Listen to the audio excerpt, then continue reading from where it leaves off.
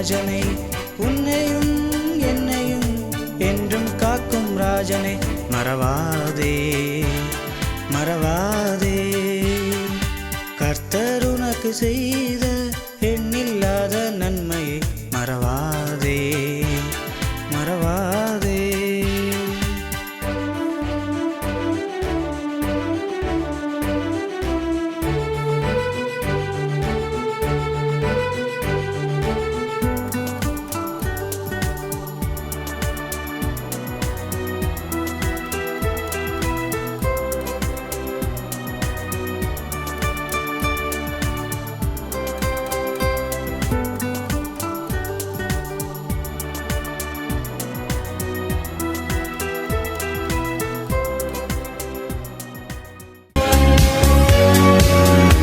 வணக்கம். இந்த நாளில் சின்ன சின்ன வெளிச்சங்களில் இன்னொரு புதிய சிந்தனையை தெரிந்து கொள்வோம். நம் நாட்டு வாழ்க்கை மாறி பிற நாட்டு வாழ்க்கை இருக்காது இல்லையா? ஒவ்வொரு நாட்டுக்குரிய வாழ்க்கை முறைங்கிறது வெவ்வேறு. இப்போ அயல் நாடுகளினுடைய பார்த்து நம்மலாம் வியக்கிறோம்ப்பா, பிரம்மாண்டமாக இருக்குன்னு. ஆனால் அங்கே வாழ்கிறவங்களை கேட்டால் அங்கே வாழ்வதற்கான சிரமங்கள் எல்லாம் சொல்கிறாங்க. அடிக்கடி சொல்லுவோம், அயல் நாடுகள் எல்லாம் ரசிக்க தகுந்த நாடுகள், ஆனால் வசிக்க தகுந்த நாடுகளாங்கிறது கேள்விக்குறி. நம்மளுடைய ஆட்டிடியூடுக்கு அந்த நாட்டில் இருக்க முடியுமாங்கிறதுலாம் ஒரு நிறைய சிக்கல்லாம் இருக்குது. சரி, இப்போ அது பிரச்சனை இல்லை. வெளிநாடுகளில் இருக்கக்கூடிய பிள்ளைகளுக்கு அவங்க அப்பா அம்மா சொல்லித்தரது என்னன்னா, இல்லைன்னா வெளிநாடுகளுடைய பிள்ளை வளர்ப்பு லைஃப் ஸ்டைல்னா, ஒரு செட்டன் ஏஜ் படித்து முடிச்சோன்னா அவனே பார்ட் டைம் ஜாப் பண்ணி சம்பாரிச்சுக்கணும், அமுச்சு விட்ருவாங்க. இனிமே போ அப்படின்னு அதான் சொல்லுவாங்க. வெளிநாட்டில் parents not your emergency fund. ஆனால் நம்ம நாட்டில் என்ன சொல்லி தரோம்னா, நீ ரிட்டையர்ட் ஆன பிறகு நீ பிள்ளைங்களை எதிர்பார்க்காத, childrens not your retirement fund. இது இங்கே சொல்லி தர்றது இல்லையா? நீ பிள்ளைங்களை எதிர்பார்க்காத. அங்கே நாட்டில் வந்து நீயே சம்பாரிச்சு நீ பழைச்சிக்கோன்னு சொல்லி. ஆனால் நம்ம நாட்டில் வந்து பெற்றவர்களை பிற்காலத்தில் பாதுகாக்க வேண்டும், உன்னை பாதுகாத்த பெற்றோரை நீ பாதுகாக்க வேண்டும், பெற்றோரை மதிக்க வேண்டுமெல்லாம் மரபு ரீதியாகவே சொல்லப்பட்டு வந்திருக்கிறதுனால சார்ந்து வாழ்கிற வாழ்க்கை இருக்கு. ஆனால் இன்னைக்கு உலகம் வேகமாக போயிட்டு இருக்கு. இன்னைக்கு சொல்றாங்க, யாரையும் எதிர்பார்க்காதவா, ஈவன் பிள்ளைங்களை கூட எதிர்பார்க்காத, உனக்குன்னு கொஞ்சம் பணம் வச்சுக்கோ அப்படிங்கிறது தான் சொல்றாங்க. சில பிள்ளைகள் அப்பா அம்மாவை கடைசி வரைக்கும் நல்லா பார்த்துக்கிற பிள்ளைகளும் இருக்காங்க. அப்பா அம்மாவுக்கு நான் பணம் மட்டும் செலவு பண்ணுவேன், நான் கூட இருக்க முடியாது, அங்கேருந்து பணம் கரெக்டாக அமைச்சிடறேன்ட்டு சிசிடிவி வழியாக அப்பா அம்மாவை பார்த்துனுக்கிற பிள்ளைகளும் இருக்கிறாங்க. ஊர்லேருந்து அப்பா அம்மாவை பார்த்துப்பேன், சர்வெண்ட் வருதா போதான்னு வெளிநாட்டிலேருந்து இங்கே பார்த்துனுக்கிற பெற்றோர்கள் பிள்ளைகளெல்லாம் எனக்கு தெரியும். சரி, இப்போ இது என்னன்னா, ஒரு மனிதனும் வெவ்வேறு விதமான வாழ்க்கை சூழலில் இருக்கிறான். ஆனால் ஒரு அருமையான செய்தி என்னன்னு சொன்னால், நாம் வாழுகிற பொழுது 3 கேள்வியை நமக்குள்ளே கேட்டுக்கொள்ள வேண்டும். என் வாழ்க்கை எப்படிப்பட்டதாக இருக்கிறது? ஒரு மீனிங்ஃபுல் லைஃபாக இருக்கா? ஒரு யூஸ்ஃபுல் லைஃபாக இருக்கா? பீஸ்ஃபுல் லைஃப் இருக்கா? இந்த 3 தான் நமக்கு நாமே கேட்டுக்கொள்ள வேண்டிய கேள்வி. என் வாழ்க்கை பயனுடையதாக இருக்கிறதா? என் வாழ்க்கை அர்த்தமுடையதாக இருக்கிறதா? என் வாழ்க்கை அமைதியாக இருக்கிறதா? பயனுடையதாக இருக்கிறதுனா, நான் வந்து இந்த உலகத்தில் வாழ்கிறதுக்கான பயன் இருக்கா? ஸோ இது இருக்கிறது, இது நன்னாருக்கு பயன், நன்னாருக்கு பயன் அப்படின்னா, நான் பிள்ளையாக இருக்கிறேன்னா நான் வாழ்கிறது எங்கள் அப்பா அம்மாவுக்கு பயனுடையதாக இருக்கும் இல்லையா? 2வது பொருளுடையதாக இருக்கா, மீனிங்ஃபுல் லைஃப் இருக்கா? இந்த நோக்கத்துக்காக கடவுள் என்னை படைச்சாரு, அந்த நோக்கத்தை நிறைவேற்ற நான் பயன்பட்டுக்கிட்டே இருக்கிறேன் அப்படிங்கிறது மீனிங்ஃபுல் லைஃப். 2வது, இது 2ஐயும் வாழுகிற வாழ்க்கை அமைதியான வாழ்க்கையாக இருக்கா இல்லையா? மீனிங்ஃபுல் லைஃப், பீஸ்ஃபுல் லைஃப், ரொம்ப அமைதியான வாழ்க்கை. இந்த 3 யாருக்கு வாய்க்கிறதோ, பிள்ளைங்க கூட இருக்கிறாங்க, கூட இல்லை, நம் வாழ்க்கை இந்த 3 இலக்கணங்களுக்குள் அடங்குற பொழுது நாம் சரியான வாழ்க்கை என்று நிறைவே அடைவோம். இன்னைக்கு பெற்றவர்களுக்கும் பிள்ளைகளுக்குமான முரண்கள் பல்வேறு இடங்களை நாம் கேட்போம். நம்ம பிள்ளைகளை கோர்ட்டுக்கு போய் என் பிள்ளை எனக்கு சாப்பாடு போடலைன்னு, அவர்களுக்கு சாப்பாடு போட வேண்டும் என்று நீதிபதி உத்தரவிட்டு அதுக்கப்புறம் போடுற சாப்பாட்டினால ஒரு பயனும் இல்லை. ஆனால் மரபு ரீதியாகவே பெற்றோர்களை பேணி காக்க வேண்டும் என்கிற சூழல் இந்திய மரபில் உண்டு. அங்கே தனித்தனியாக வாழ்ற, நீ போய்டு உங்க இஷ்டம், உன்னை பார்த்துக்கோ என்ன பார்த்துக்கோன்றது அந்த சூழலுக்கு சரியா இருக்கலாம். ஆனால் இந்த மண் அன்பையும் நட்பையும் பொறுப்புணர்ச்சியும் சொல்லி கொடுத்து கொண்டே இருக்கிற மண். இந்த மண்ணில் இருக்கிற வேதங்கள், இந்த மண்ணில் இருக்கிற இலக்கியங்கள், இந்த மண்ணில் இருக்கிற சமயங்கள் எல்லாமே அன்பை மையமாக வைத்து கட்டப்பட்டு அன்பை போதிக்கிற இடங்களாக இது இருக்கிற காரணத்தால் குடும்பத்துல நாம பிள்ளை எதிர்பார்க்காத வாழ், இன்னைக்கு அப்படிதான் பிள்ளைங்க இருக்கிறாங்கன்னா அது யதார்த்தம். ஆனா அது சரியான்றது வேற. சரியா? அப்ப யதார்த்தம் இப்படிதான் இருக்கு. நான் அமெரிக்கால போய் பழைக்கணும்னு நினைக்கிறேன் அப்படின்லாம். அதுக்காக என்னுடைய தேவைக்காக என் பிள்ளை அமெரிக்கா போகாம இருக்கக்கூடாது, அவன் போட்டும், நான் எப்படியோ இருந்துக்கிறேன்னு சொல்கிற தியாகமான பெற்றோர்களும் இருக்கிறாங்க.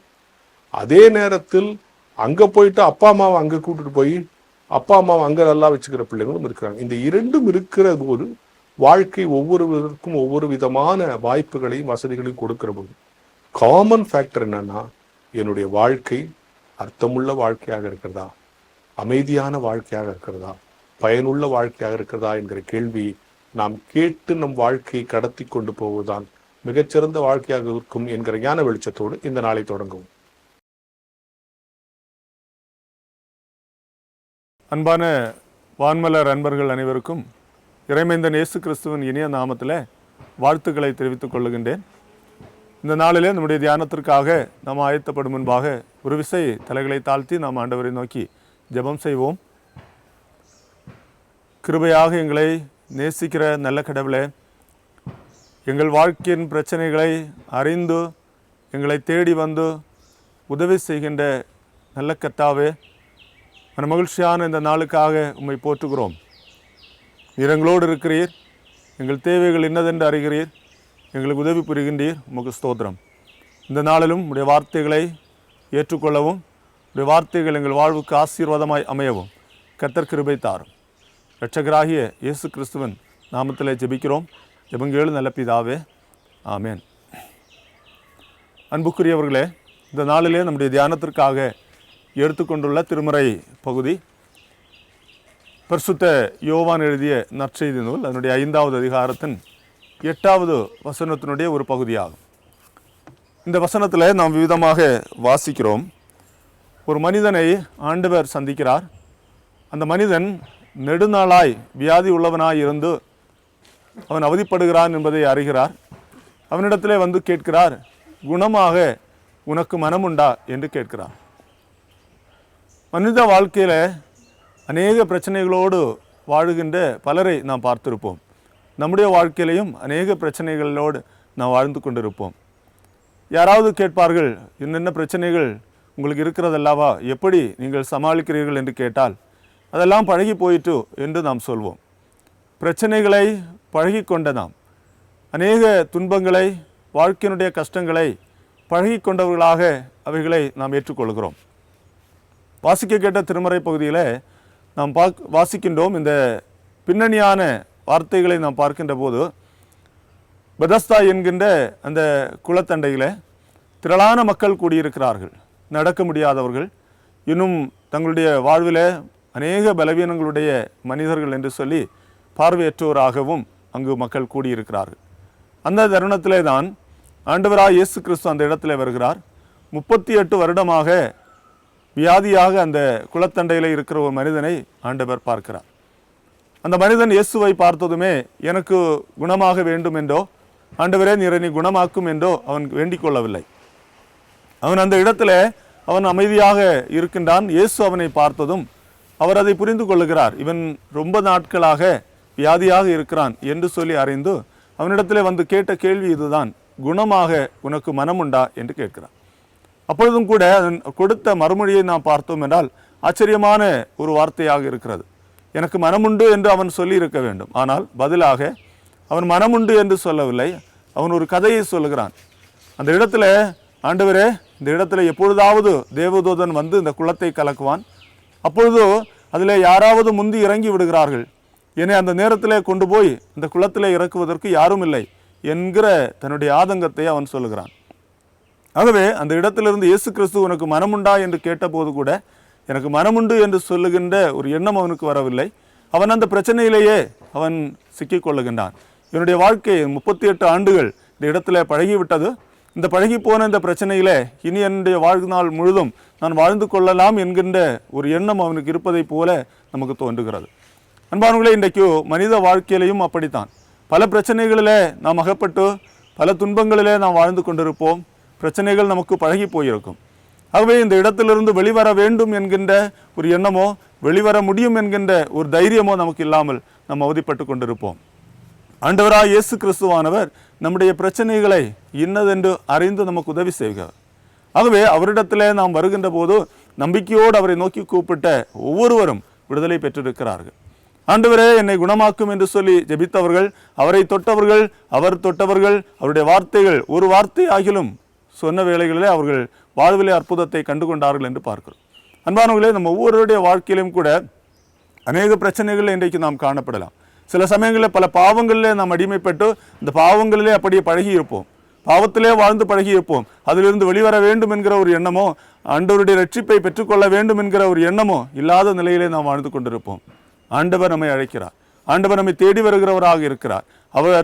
அவருடையிலே நாம் கடந்து வருகிற போது நிச்சயமாக ஒரு விடுதலை ஆண்டவர் நமக்கு தர வல்லவராக இருக்கிறார். ஆகவே நம்மை தேடி வந்த நம்முடைய ஆண்டவராக இயேசு கிறிஸ்துவானவர் இந்த உலகத்தில் பாவிகளாக வாழ்ந்து பழகிப்போன மனிதர்களை, அந்த மனுக்குலத்தை மீட்கும்படியாக தம்முடைய ஒரே பேரான குமாரனை இந்த உலகத்துக்கு கடவுள் தந்து, அந்த ஆண்டவர் நம்முடைய பாவங்களுக்காக அவர் சிலுவையிலே பாடுபட்டு மரித்து உயர்த்து இன்றைக்கு நம்ம எல்லாரையும் அவர் அந்த ரட்சிப்பின் சந்தோஷங்களை ஆண்டவர் தந்து நம்மை வழிநடத்தி கொண்டே இருக்கிறார்.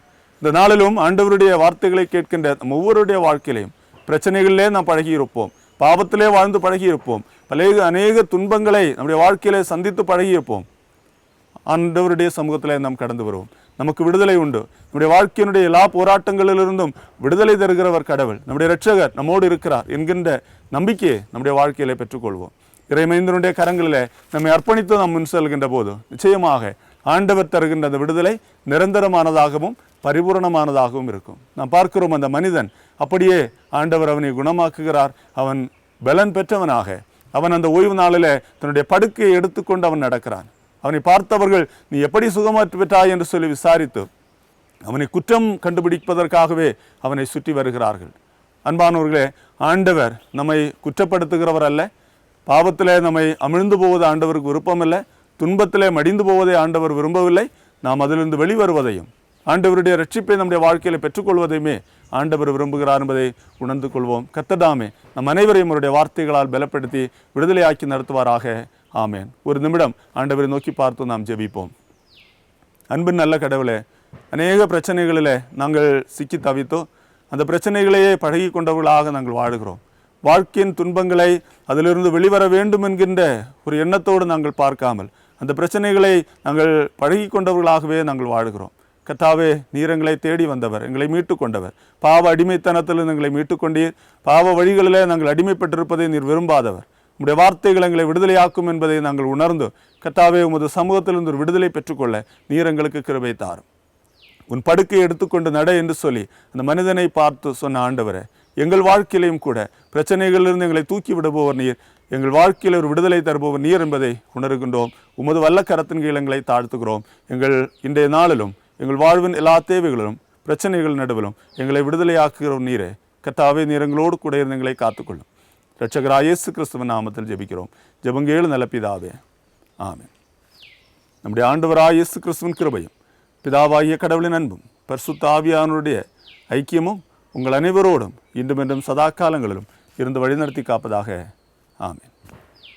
வான்மலரின் புதிய முகவரி கிறிஸ்டியன் மீடியா சென்டர் 105 பாந்தியன் சாலை 2வது தளம் மியூசியம் எதிரில் எக்மோர், சென்னை 6,08,000.